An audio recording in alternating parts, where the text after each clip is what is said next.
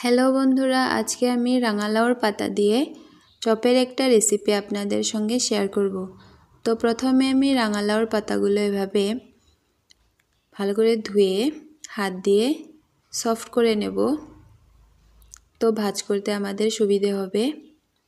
এখন আমি অন্য একটা পাত্রে চালের গুঁড়ো, বেসন, লবণ, হলুদ আর অল্প কালো জিরে দিয়ে একটা ব্যাটার তৈরি করে নেব। আমার ব্যাটারটা তৈরি হয়ে গিয়েছে। এখন আমি এখানে একটা পেস্ট বানিয়েছি, কালো সরষে আর লাল লঙ্কা বাটা। এই বাটাটা আমি এভাবে পাতার মাঝখানে দিয়ে দেব, হালকা হালকা করে দিয়ে দেব, আর ঠিক এরকমভাবে ভাজ করে নেব। ঠিক এইভাবে ভাজ করে নেব।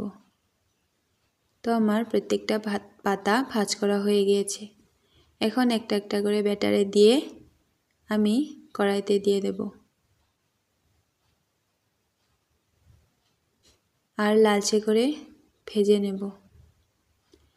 এই চপটা খেতে খুব ভালো লাগে। আমার রান্না যদি ভালো লেগে থাকে আপনারা পেজটা ফলো করবেন আর সাপোর্ট করে আমার সঙ্গে থাকবেন।